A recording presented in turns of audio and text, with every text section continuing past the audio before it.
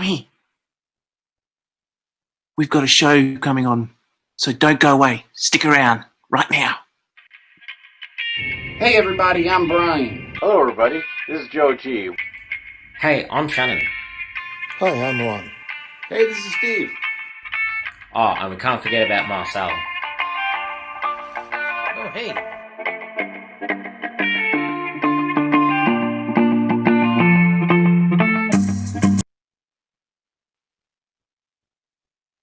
Good morning. I think you need to unmute everybody else, Shannon.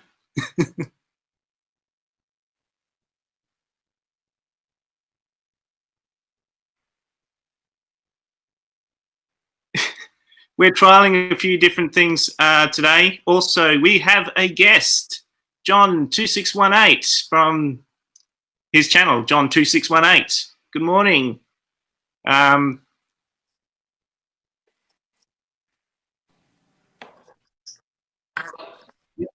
Yep, everyone's back in now. Excellent. Okay. Good morning. Good morning, everyone. Morning all. Yep. Now, some of you might be wondering where I am. I'm hiding. I found out a new feature so I can hide. So I'm going to be playing director in the background and trying to forward these guys some questions on the fly. Hopefully you won't be able to hear me, but if you do, let me know. Anyway, I'll leave it to you guys and I'll just sit here in the background. Well, I want to just introduce everyone who's in chat today as well. We've also got Wilma. We've got, of course, one and only Sparky. We have John. We have Joe Rader. Who else we got? Lazy Junction Roy. Got Joel. Joel Karma. We've got, who else is in here? We got a new one. We got Al Mar. Good morning. No, I think Almar's been in here before, actually. Has he? Oh, Yep. My bad. Yeah, so good morning to all those who are in chat, or good evening if you're in other parts of the world. Yeah, I thought I'd say hello to everybody. Don't forget to like, subscribe if you like what you see, and got to mention that little bell icon so you don't miss an episode of Trackside Deans. Of course.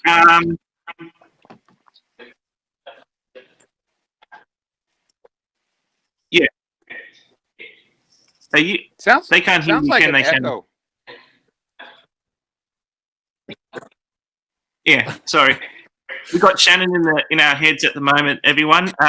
He's just giving you also to throw back to you guys and throw some questions up towards John. John's got a really good theme going on with his layout, of course, because he modeled in a small area in a small apartment. So he's got some great ideas for you guys to share and learn from.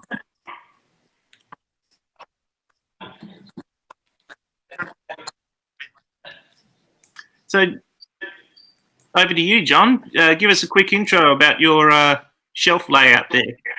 Sure. So yeah, I model, I should say, a small industry. I don't have room for a large layout, or even to model. You know, I as you get into the hobby, you kind of get sucked into the whole like modeling some huge Class 1 railroad, and you know, you don't have room for it. So I thought, well, I'm just going to model one specific industry, so kind of make it more realistic in terms of space. So I model a kind of a fictional industrial complex in New Jersey where I grew up. There was one there where I used to live. It was a bottling facility. So, and I do like the corn syrup cars, so that's kind of why I picked that. So yeah, it's one industry, it's one complex with a couple different industries. And with this, you could kind of still, you know, model modern stuff if you're into modern, and have cars come in and out from a Class 1 railroad or anywhere.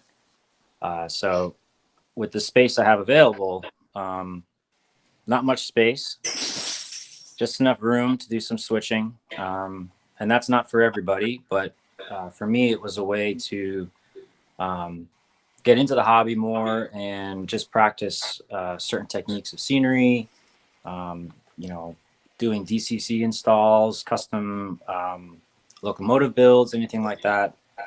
And in my apartment, this is a spare bedroom.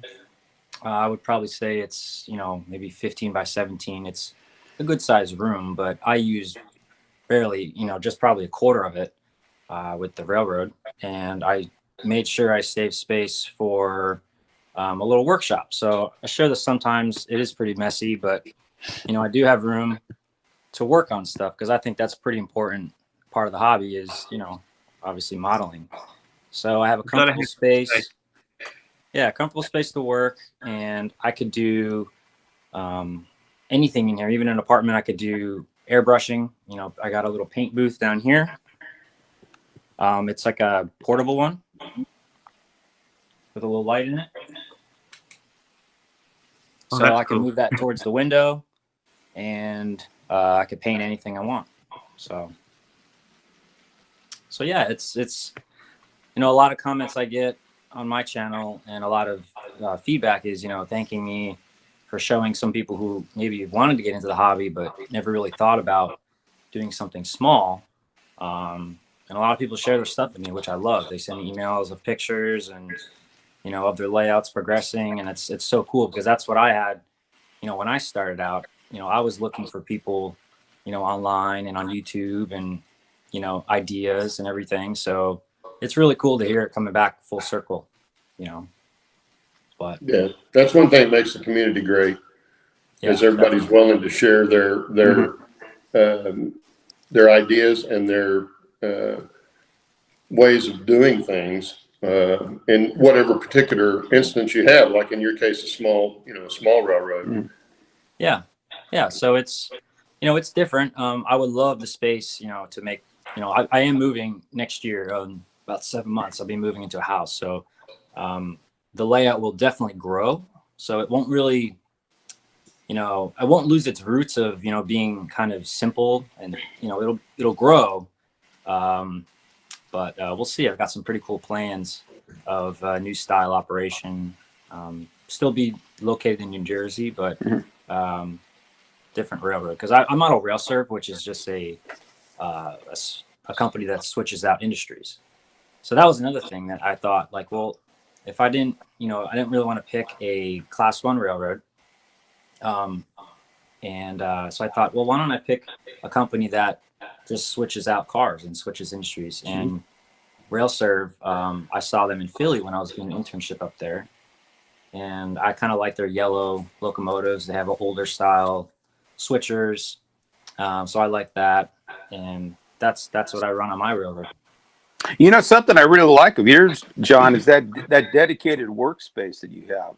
I mean, that's something I really lack. I don't have anything like that, and that I can see where that would be a huge advantage to the hobby. Just a dedicated space to work.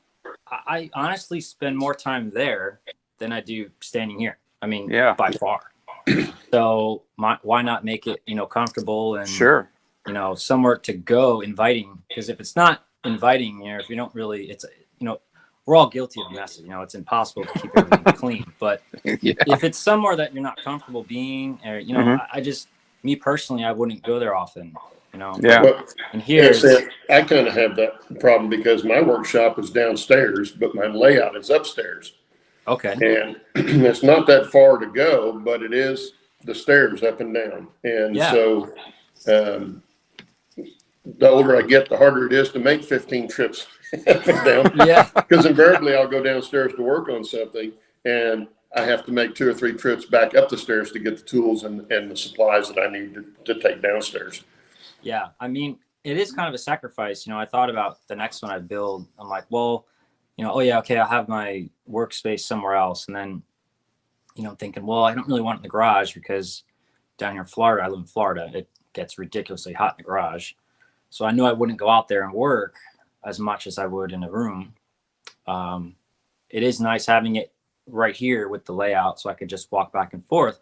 But you sacrifice, a big deal of space. I could expand this another, twice, double the size of the layout, but I can't because of my little workstation. So it is what it is.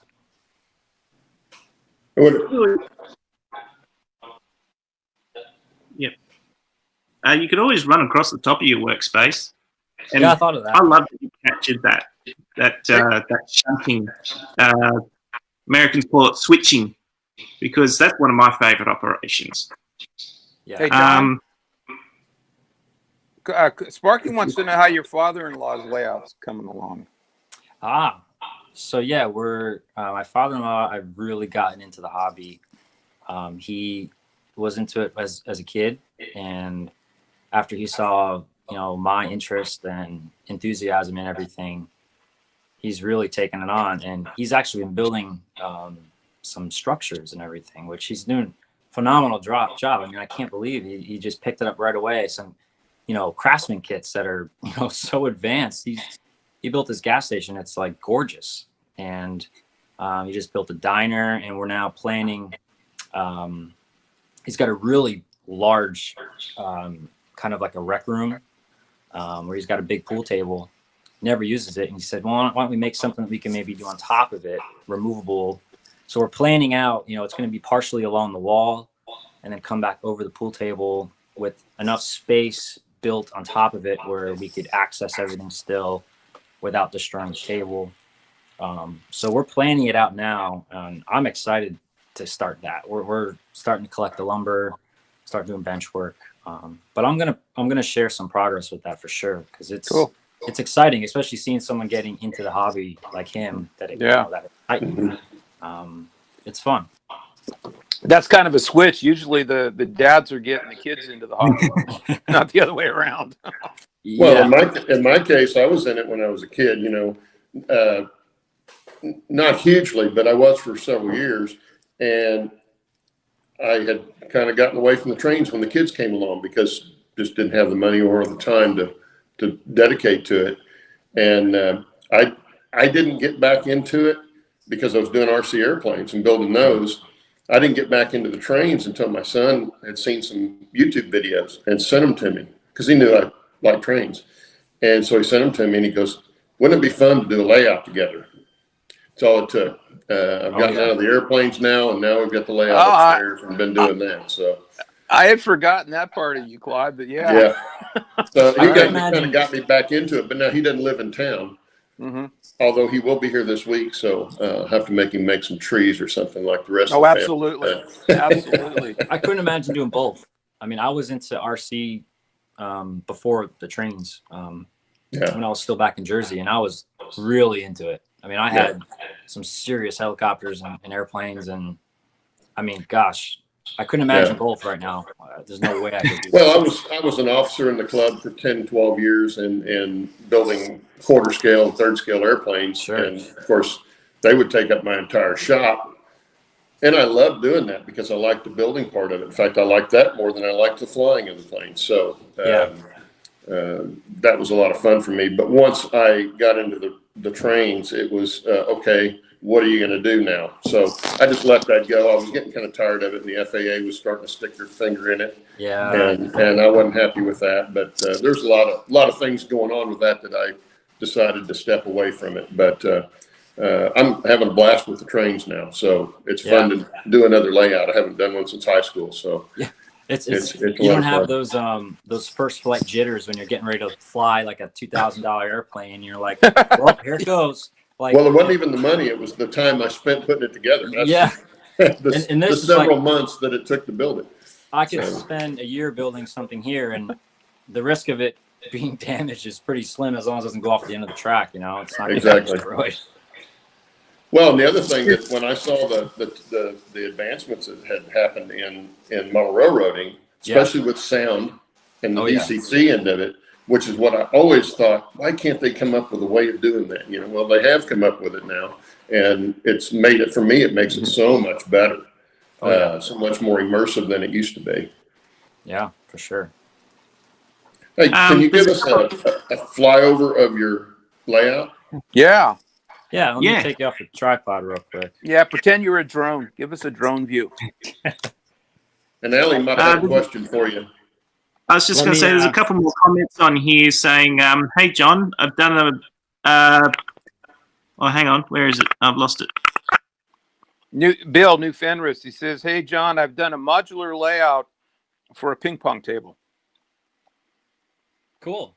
Exactly. The other Perfect. ones here were, John, you have some action in such a small space. Lots of details make it look larger than it really is. And other people like Humanity Junction saying That's your Heath. layout is huge. What else we got here?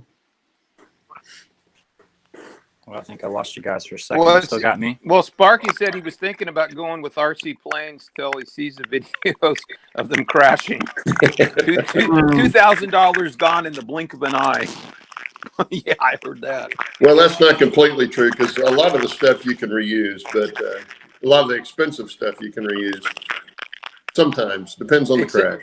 Except for your hours that you put in it. Well, that was always the saying in RC airplanes. It was there are those airplanes that have and those that will. Yeah. They all hit the ground eventually if you fly them long enough. Okay. What goes up must come down. I don't know why I'm picking up some feedback. You guys get feedback from me. Not sure what's going on there, John. Yeah. You've got some crackling going on. Now Heath, Humanity City, he says you need to make helicopter sounds as you give a flyover of your layout.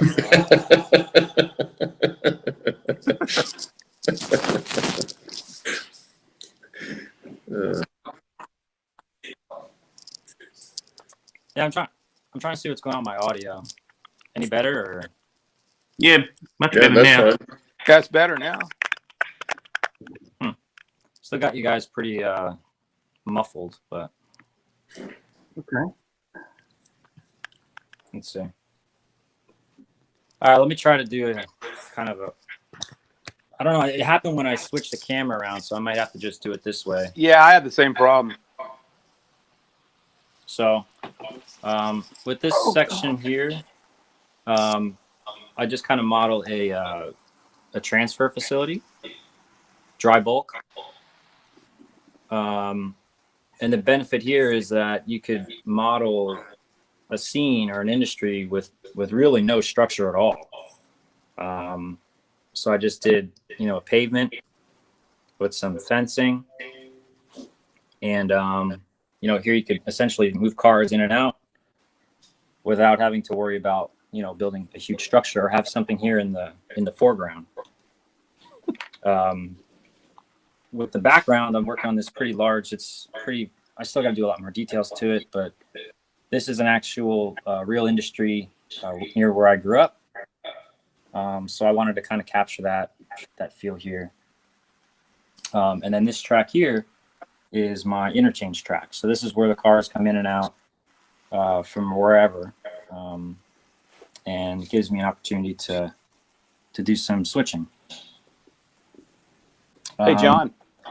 Yeah. Heath at Humanity Junction says one day he hopes to have a layout as big as yours. Yeah. Yeah, that's a monster compared to that one. Hey, if this was N scale, I could do a monster layout in N scale here. Oh boy, yeah. Yeah, but you couldn't see it then. Don't pick on us. Come on, Claude. Some of us have feelings. So over here, I'm still working on this. I'm not sure what I'm going to be doing here yet.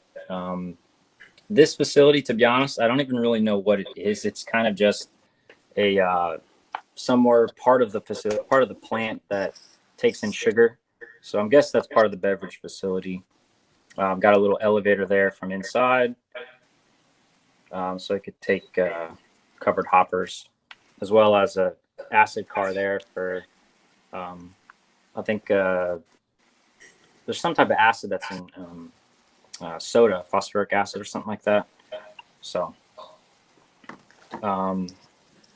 this is just going to be a little scene for, the crew. So we got some maintenance equipment here that I've been working on. That's a 3D printed trailer and truck body. And there's another 3D printed truck body. Can you do a close up of those? Those look really good. Well, the details Yeah. for 3. Those are 3D printed. Wow. Yeah. Yeah, I designed That's good. the truck beds, the bodies, and then I put like there's actually diamond plate in there. Wow. Even on the That's tail, on nice. the back bumper, as well as this one. So you've got your own 3D printer? No, I use Shapeways. Okay. That trailer as well is 3D printed.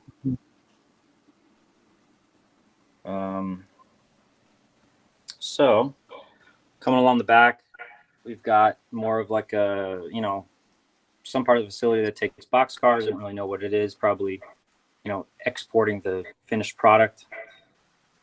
Over here, more of a spot where you could offload liquid sugar or corn syrup. I haven't finished the hoses there, but I've been working on like modeling hoses for offloading the cars. And this is my the ADM transfer facility here, which this is actually a real industry. I forget where it's located, but I found pictures online, so I kind of tried to replicate it. Just scratch built the building. Nice. And then this lead was kind of after the thought, just to kind of get more room to switch cars. And then I had this case already on the wall, so I just figured, I'll just, instead of taking it down and extending the backdrop, I just kind of blended into here. So since this isn't really kind of, the trains will kind of be disappearing then coming back, so no big deal. And then below it's just, again, my little paint booth and just a bunch of storage for a bunch of junk. I know one advantage to having a small layout like that is that you can spend a lot more time on your details. And they make a huge difference in a small layout. Steve and I were talking about this the other day, that, if you don't have a lot of track to put down, a lot of scenery to do, now you can use all that time instead on putting more and more detail in and making it really good. Oh, well, Shannon, I think, was discussing that too the other day. Yeah. Yeah. And,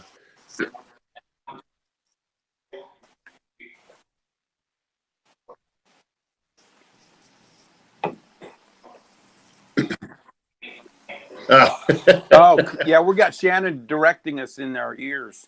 yeah, he's in our head still. Messages from Shannon. Yeah. Like the live streams on the news. It's like a bad dream. We got Shannon in my ears. But yeah. Yeah, just looking at the comments here, New Fenris was asking what scale it is. I think you did mention that earlier, John. It's HO, yeah. HO. Okay, yep. And Humanity Junction is saying, when are you and, I'm quoting him here, Harry Potter Sleeve going to do another live stream? Sorry, I forget her name. Oh, that's my wife. I don't know. We one day I just did them randomly. One thing I do, I'm guilty of with the videos is I don't stick to any schedule. I don't, hold myself to anything. Just otherwise, for me, it wouldn't be as fun for me because my job's pretty stressful at times. So for me, it's just kind of like, I'm going to do some modeling. If I get something done, I'll share a video on it. And that's how I do it. But for the live streams, it's just kind of random. We should do another one. I wanted to get a few more things done on the layout, and then probably do another little live stream. Yeah, why run Naked Forces? His layout's so small he doesn't have one. Yeah. What scale is that, Rob? That would be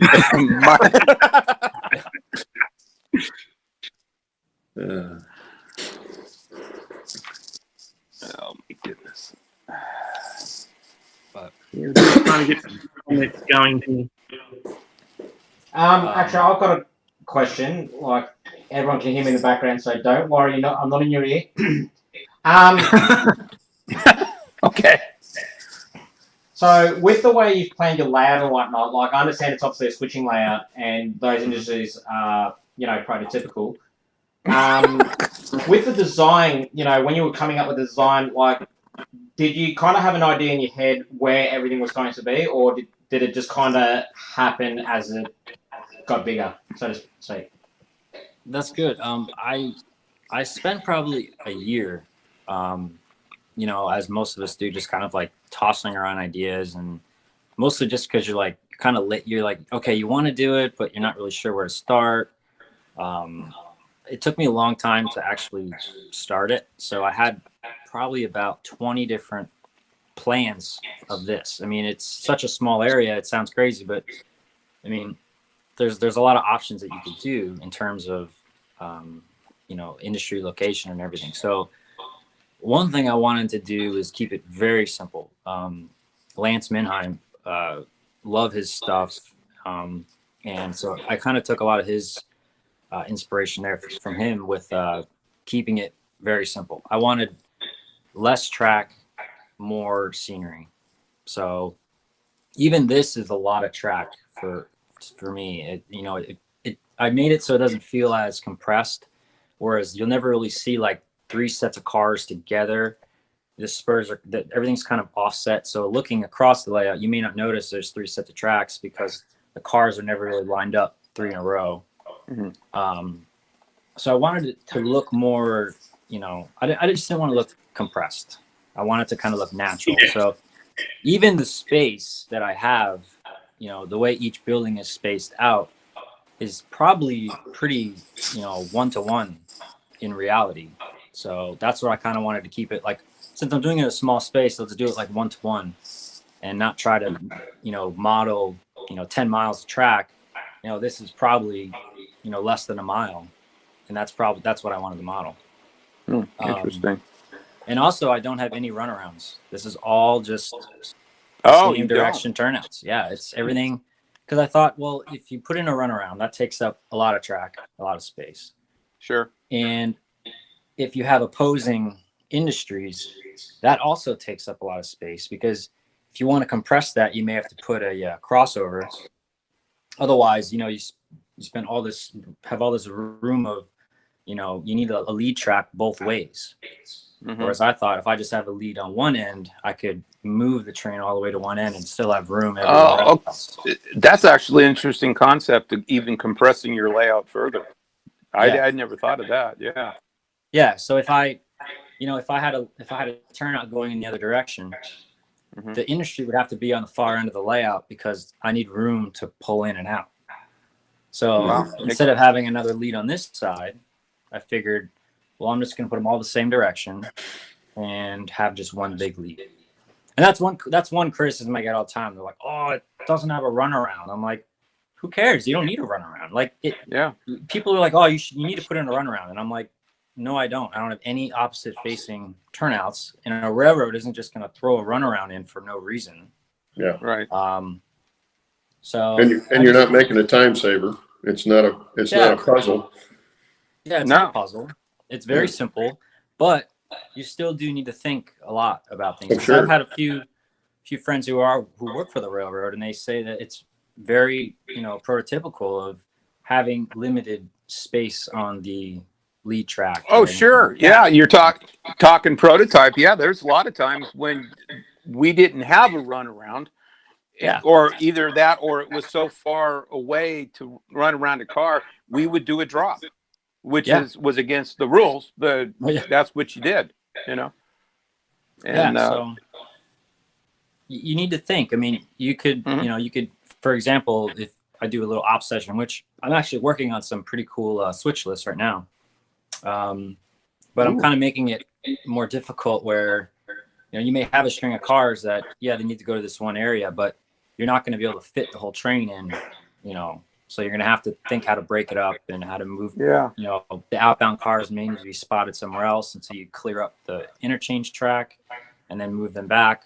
So you could create, these little mini operations within the operation to make the layout feel a lot bigger. Well, Heath wants to know if you have a staging yard. I don't think you do. Do you? Yeah, I didn't think so. My staging is basically the interchange. So in theory, if I wanted to do an op session, I'm making it so, I'll start out with the cars on the interchange track. And then obviously those are all the inbounds from the night before, say. You'll do some switching, and then by the end of the session, you'll have all the outbounds on the interchange track. And then the next one will start by me removing those cars, putting them, I have a little storage area. And then for the next session, I'll put in the new inbounds and continue the session. So it's like kind of a big cycle, That's cool. So, yeah, it's just, again, I do this by myself. So I don't have, first off, there's no room for really, I guess you could run two, but it wouldn't really make sense. So, it's just something. Put in a float, a barge where you can bring cars on and off the barge. Yeah. I mean, I thought about doing like storage or like a staging area that goes over the workbench area.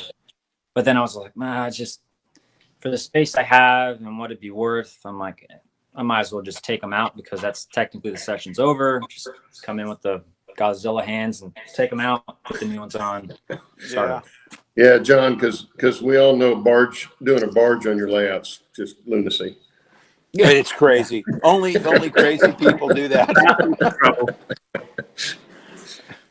Hey, it's going back on the comment on a separate note. Wilmer says, it's funny watching all of us get the deer in the headlights look when Shannon talks to us, and you guys can't hear it. Yeah, everybody's quiet, and we just kind of go. Yeah, that's because we're trying to understand what he's saying. Yeah, that's hard enough at all. That's hard enough in the first place. Yeah. I'm just looking back for it. Anybody got any more questions for John? I thought somebody asked how old you are, John. Yeah, we could take a guess, and I'll give you $50 if you hit it. But I know some people know my age. No, I'm 34. Well, you're old enough to fly, so I know that. Yeah. You can fly at 16. Yeah. You can. You could solo at 16. You probably should have an airplane, though, first, don't you think? Well, Before you fly. Depends on what state you're in, Yeah. True. And how high you are. Yeah. Heath, exactly. Yeah. John, Heath wants to know what your DCC system is you use. Okay. I use the NCE, just the power cab. Very simple. For me, it doesn't make sense to have a huge system.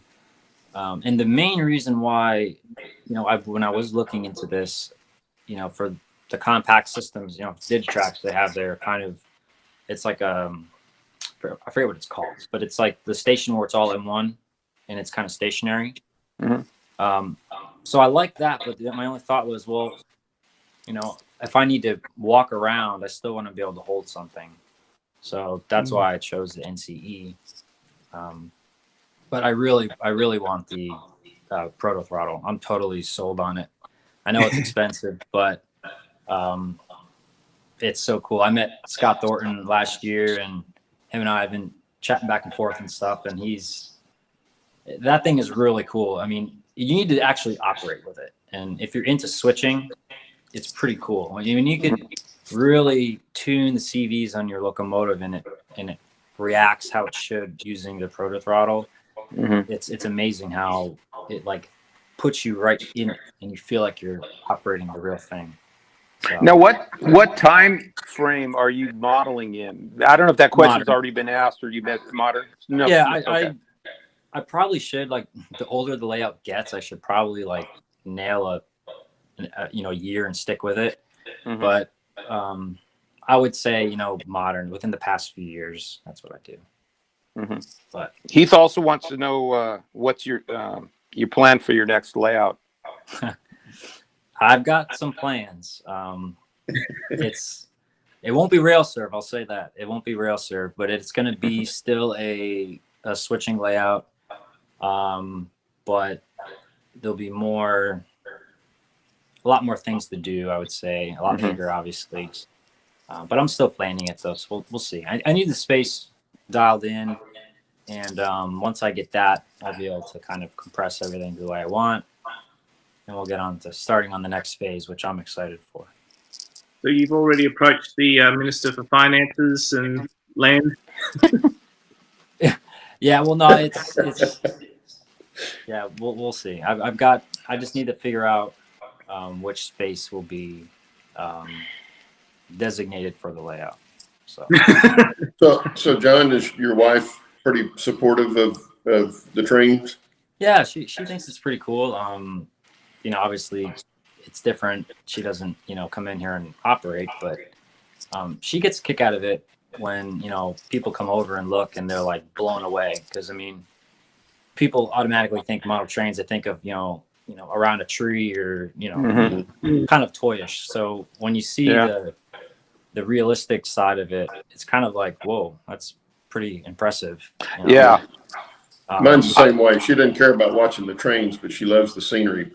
Right. Seeing the scenery. So when I get something done on the scenery, I always call her up and say, hey, come look what I finished. Yeah. She's impressed with that. She likes that part. So yeah, she does some scenery stuff. She helped me because I did before this layout. I did do N scale a little bit. I had a lot of N scale stuff, and I had just nothing really permanent. Just played around with it. But we were working on some scenery stuff, and I was still learning very, very early on. So she would help me make the trees and stuff, and the rock moldings and everything. So I think when we start the next one, she'll probably help out a lot more. She likes that. So yeah. Well, if anybody likes craft work at all, that it blends right in. Scenery part of it blends right in. Exactly. Well, and and also artistic. People. It's a three-dimensional artwork, and the way I look at it. Sure. And it's great to keep the family involved. It's a great bonding activity, and yeah. It's fun. I thoroughly enjoyed it. I've never really had a hobby where I enjoyed it as much as I do this. I did the RC planes. I was really big into reef, like coral reefs, and I had a beautiful 300-gallon reef aquarium, and it was gorgeous. I mean, but again, big money. I mean, and the only thing there is your investment could die very easily with an infection in the tank. So it's very rewarding hobby. I enjoy it. I know one thing that I enjoy the trains over the over the airplanes. Even though I built my airplanes here at the house, if I wanted to go fly them, I had to go to the field or go to a fly-in or something like that. Yeah, don't have to do that with the trains. Yes, I can build them here and I can run them here. So that's that part I like. Yeah, Well, the other thing too with model railroading, a lot of people don't realize that there's way more than just running trains. I mean, if you feel like doing scenery, you can do that. If you like wiring, you can do that. Modeling, detailing, repairing. I mean, there's so many facets of model railroading. I mean, bench work. I mean, you got to know how to build stuff.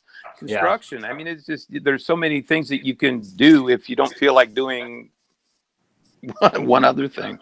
Yeah, I mean, and if you don't feel like doing anything, you come run your trains. Just watch your trains go around. Yeah, I've been getting into 3D printing a lot. I mean, I do a lot of 3D printing. That sign there is 3D printed. A lot of my vehicles are 3D printed. A lot of the lighting, every light that's on the layout is 3D printed. I use little light fixtures that I put LEDs in. Because again, I found that you couldn't find like modern lighting fixtures for like buildings. you know, they sell the just plug ones, but they're all like the older style lights. So I 3D printed my own, and it works great. Have you been building anything for your future layout and putting them away? No, I've been working on a couple big projects that have been taking up a lot of my time. With you know, my recent one I'm doing now is the Blue Comet. I'm building all the cars and their kits, and it takes a ton of time, but they're coming out so nice. I can't wait to get that thing running. And obviously, it's not going to run on this layout because it's probably the whole length of the whole layout. But the club that I joined is huge, and I'll be able to run it there. So I get my fix of like running trains going to the club. Okay. Yeah. Because I collect a lot of stuff. I've got a lot of, you know, steam locos and everything that obviously can't run here, but I could take to the club and run. Sure. So Yeah, that was going to be my follow-up question, was if you're working with a club to do the mainline stuff, because that's what I do. I'm in an apartment like you, so it's a bit hard to get a decent layout in this space. exactly. And I'm so glad that I found them just recently within the past year. It's a great group of guys. I mean, it's totally opposite of the stereotype that you hear of clubs, you know, and being scared away from, you know, I'm a young guy and these guys are older, but very nice, very inviting group. And they're very excited because I've been showing them a lot of the modern stuff with, you know, technology, Arduinos and everything. And I've been lighting buildings for them. You know, I just did I wish I would have set it up. I just did a simulated TV in a building. Cool. That'd be cool. And their layout is in the 50s and 60s. So I actually did a black and white TV. I was able to figure out LEDs that looked like a black and white TV's on. And I wrote the code for it. And it looks really good. I sent them a video of it last night, and the guys were like, what the heck? Like, this is unbelievable. Because they're not, you know, they don't have any automation or animation on the layout. So I've been helping them with that, you know, and a lot of my cars and stuff, I have lights in. So I've been putting lights in some of their cars. I did, you know, one car with cars being towed in front of the courthouse. So I did like a tow truck with the beacon, like a realistic beacon on the top, and the Porsche, it's like an old Porsche, it's getting towed. It's got its hazards on. And it looks like, we made it to the figures. It looks like the fancy lawyers, you know, parked his car in front of the courthouse and he's getting towed. And they love it. And it looks really cool. So I'm having a lot of fun with that too. A lot of the stuff that I can't do on this layout, you know, I help them do. And it's a lot of fun. Heath wants to know, John, that, you know, he says it seems like you're all in for everything you do. Is there anything that you take shortcuts on? No. Doesn't sound like it. My friends growing up, well, like recently, they always called me the Dos Equis guy. I don't know if you guys know Dos Equis, the beer, but they always had those commercials here, at least in the States, where it's like the guy does everything. Like the most interesting man alive, or whatever the slogan was. He did everything. Like, and that's me. Like, if I like something, I'm gonna do it. You're gonna do it 100%. I'm gonna do it. Like like he's talking about. I was in the fire department. I'm a small guy. I'm not a big guy. I did full fire training. I did you know, hazmat, ladder operations, everything. Like when I was back in New Jersey, I was into that 100%, and I did it. You know, the RC stuff, the trains, the aquariums, the cars, motorcycles. Like, if I'm passionate about something, I'm in it 100%. So, and I enjoy this. So I'm definitely. That's awesome. That is awesome. Yeah, I'm kind of the same way. If I get on to something, I tend to go whole hog that direction. And sometimes I go too fast. That's good. Yeah, well, because like for a year before I got the layout to where it is now, buying stuff and knowing I wanted to put it on the layout and that sort of thing. And now it's going back just this last week, going back and trying to find some stuff I knew I had, just trying to find where I'd packed it away, especially small detail stuff. That was an adventure in itself, just going through everything, going, oh, I forgot I had that. Yeah, it's like, oh, I forgot about this. That's me. Yeah, so I'm very, very guilty of going full bore in whatever direction I'm headed. Somebody says they want to go on vacation, I start planning and getting all the details worked out and that sort of thing. So, Yeah. yeah, I know what that's like. It's almost a OCD kind of thing with that. Yeah, But, I could see that. Yeah, if you've got OCD, maybe model trains isn't always the best option because well, I'm sometimes not really OCD, but like John says, if I'm going to do something, I go Yeah. and do it 100%. I don't do it halfway. To me, it's kind of a waste of time to do it halfway. Exactly. It's an Decide investment. what you want to do and do it. Yeah, it's definitely an investment, and it's let's face it, the hobby's not cheap. No. There are ways to save money, and I do a lot of stuff myself to save money, and I enjoy building my own stuff. If you can, again, I think every structure on here is scratch built. There's no kit. So I don't know how much money that really saves, but I just enjoyed it. Like I enjoyed sitting down with a piece of paper and like drawing out something and then figuring out what materials I need and then sit down at the bench and start building it. I think that's just so satisfying coming from something here and making it there. I was just going to say, having something in your head and actually seeing it in person, that I've enjoyed that with a lot of things in my life because you think about it, come up with the idea, and then you do it, build it, and it's there. And it's like, that's what I was thinking. I think we all share that, in this hobby. That's one thing I think we all have that you may not even realize is that, that creative instinct of just seeing something in your head. I mean, and then putting it together. And then a lot of times it comes out better than what you were even thinking. Yeah. Exactly. It's like, wow, that's better than I thought. Yeah, no plans exactly. for 5 minutes before. What was that? No battle plan survives the first 5 minutes of war. Exactly. Everything changes. Yeah, big time. But it's like I was saying last week. You just got to kind of jump in. If you're afraid of doing something, jump in and try it. You'll find out that either one, you're good at what you thought you were afraid of, or two, find out it's not that hard. Yeah. I mean, there's an old saying: getting started is half done. Yeah, big time. Because do it. Just get started. If you never try, if you never start it, you never will obviously have it. And the worst comes to worst is that you start over. I mean, who cares? It's just plastic or metal, or it's not like it. It's not gold.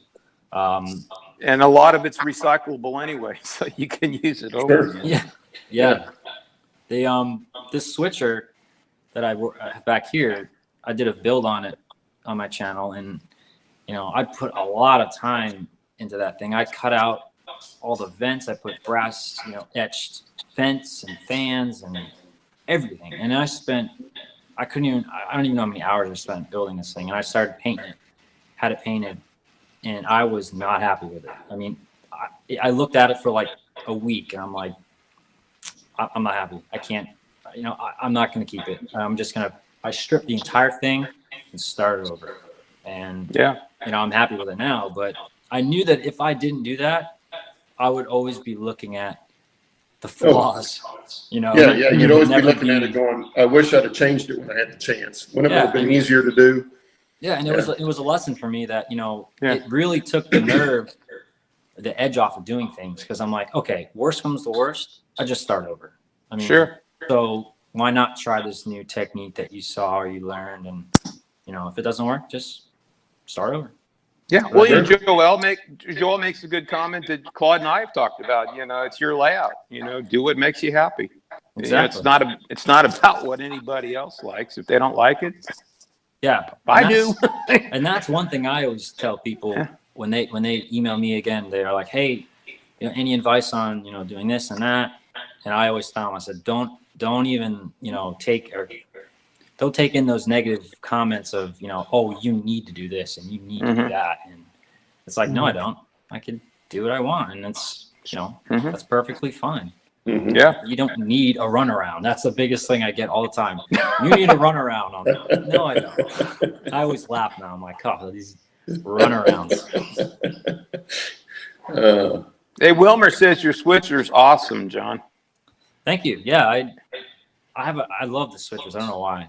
I've got a bunch of them, but I'm working on another one now.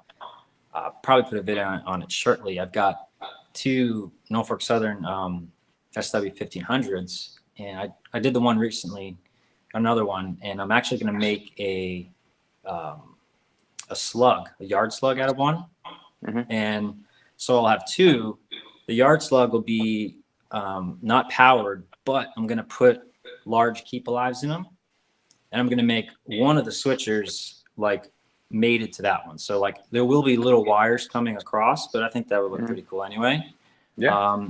And this way it's got like a massive keep alive. And I think that'll look pretty cool doing some switching too with the remote controlled, they have the amber lights on them and everything. And so yeah, I have a thing for switchers. I don't know why. I'm going to jump on screen now. I can't. There we go. Yes. Hello. There goes the neighborhood. There's that voice again. Yeah. No, I'm on screen now, so everyone can see me. No, I'm just like that show's going really quick so far. Like, we only got about 5 minutes left before the show ends.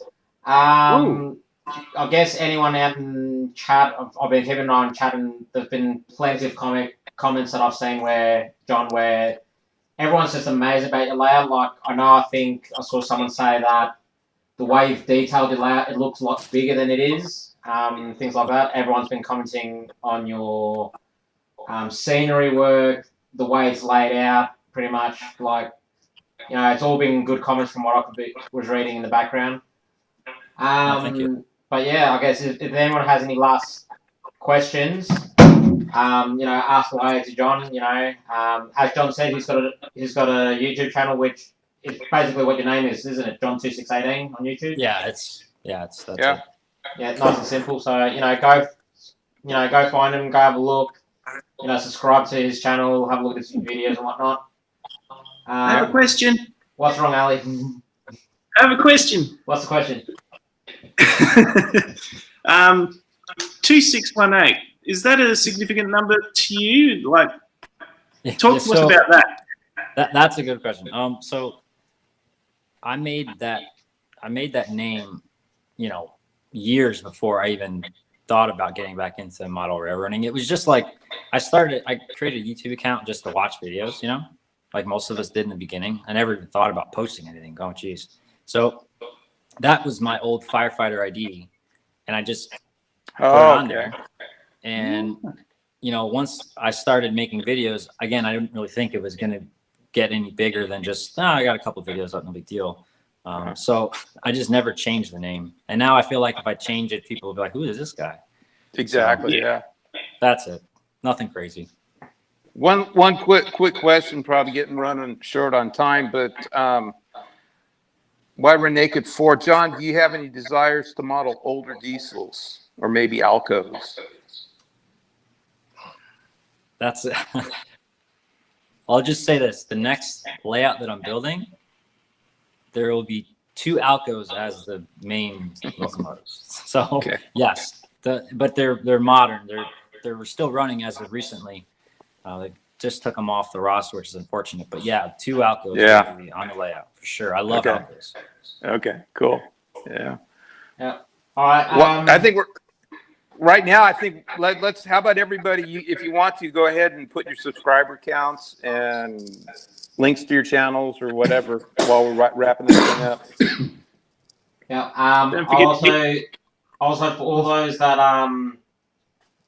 well, I know we haven't been keeping track of anyone who has started entering the contest because, like we just had put it out there. It's not going to be like a 30-second thing for people to do.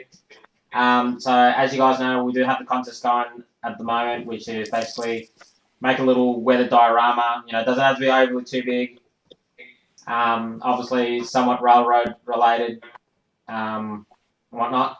Apart from that, Ali, I believe you got both travelling boxcars in your hand ready to ship to the States. Okay, so I'll be shipped to the States Monday. Steve, I'll be shipping your stuff separately from my end because Okay. I've still got a couple of things I need to put into that box before I send it off. So I won't hold up the traveling box cars, I'll just get them on the way. Okay. Because I've got space. Hang on, no, I'm just having a look at what Rob's saying. Well, I'm going to start celebrating now then. What are you celebrating, Rob? Every time I see Rob, he's always got these smart ass comments, and I look at him and go, if me and him were in the same room, guaranteed everyone will be looking at us like, are they related? Please God, hope they're not related. Yeah. Rob needs to start posting videos. Yeah. Yeah. Hey, thank you, Sparky. Yeah. He says a good show and a great guest. So that's Yes. directed at you, John. Thanks for coming on, John. Yeah, thank you, John. Yes. If anyone else in chat wants to come on and pretty much do what John did, let us pick your brain, pick, on your layout, what you've done, pick on you as a person. Try and figure out who you are and let us know. You've got our email in the description below. I'm trying to think, is there anything else I'm forgetting?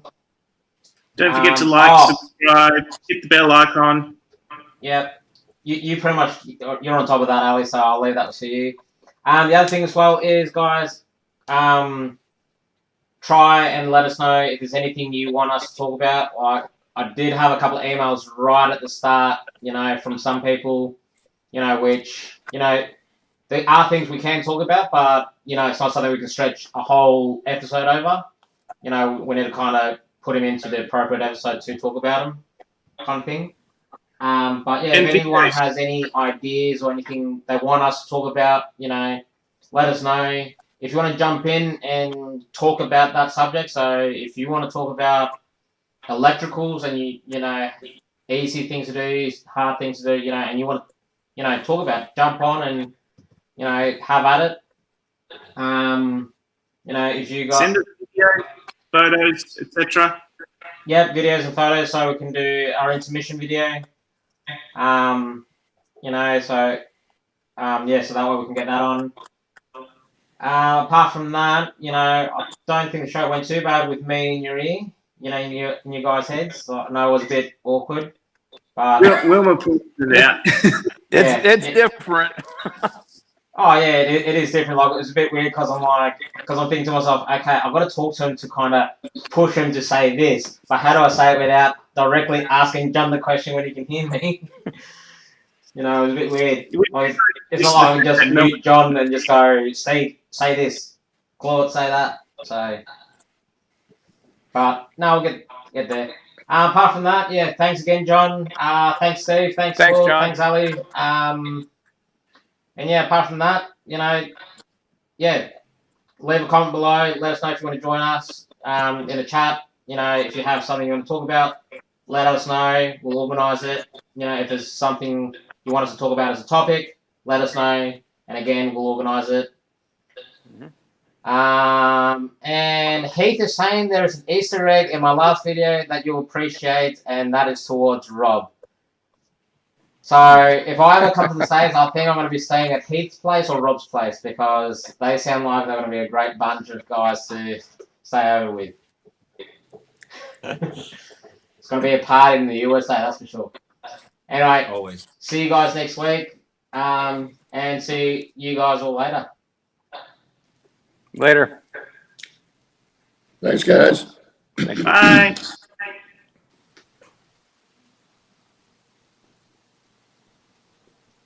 We are offline.